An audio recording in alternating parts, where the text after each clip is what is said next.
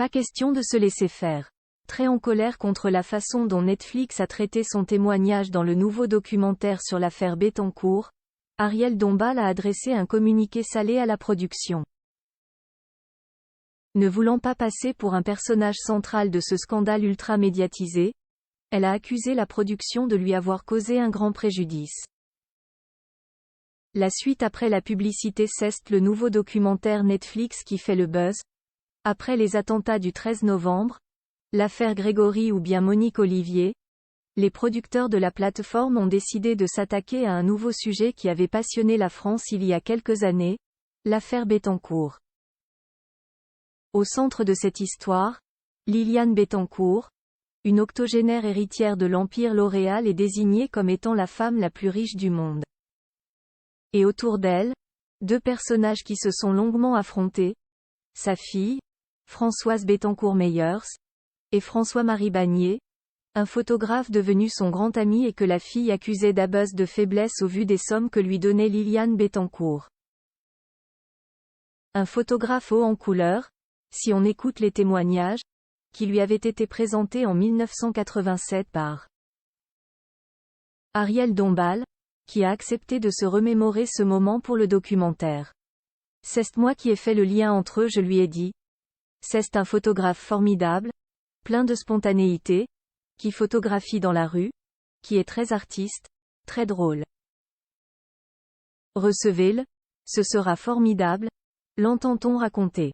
Le photographe a 40 ans à l'époque, et accepte de photographier Liliane Bettencourt. Il devient rapidement très proche de la milliardaire, à tel point qu'il est nommé légataire de sa fortune pendant plusieurs années. François-Marie est quelqu'un qui vous capture.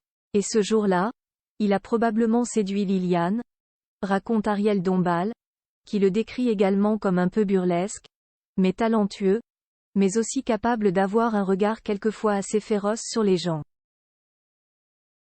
Il est capable de séduire qui il veut. Il a un côté assez diabolique, conclut enfin la comédienne qui avoue qu'il aime les fêtes, le jeu et certaines mondanités. Un témoignage tronqué et des promesses non tenues, une façon de présenter les choses qui n'a finalement pas plu à Ariel Dombal. Très remontée, elle a dénoncé les interventions tronquées qui lui sont prêtées, qui rythment le programme et la mettent au centre d'une affaire dont elle n'a été qu'un témoin parmi d'autres.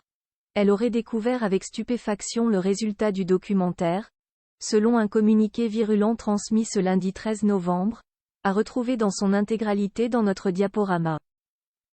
Elle conserve envers l'ensemble des acteurs de cette affaire une amitié, une sympathie, un respect qui exigeait que son témoignage ne soit ni trahi, ni biaisé.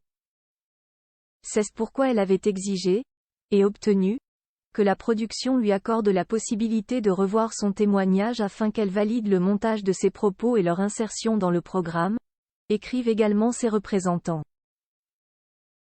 Il faut dire que l'épouse de Bernard-Henri Lévy espérait sincèrement, sur la base des promesses écrites de la production, que son témoignage servirait une vérité, une honnêteté et une objectivité parfaitement absentes du produit final.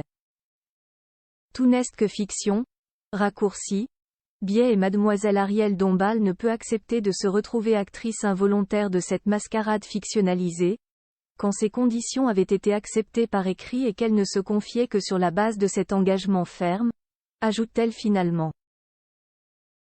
Un communiqué sec, dans lequel la comédienne très remontée rappelle également que ses droits les plus essentiels ont été bafoués, qu'elle est victime d'un mensonge et de promesses non tenues et condamne les méthodes employées. On vous avait prévenu? Pas question de se laisser faire. La suite après la publicité. La suite après la publicité.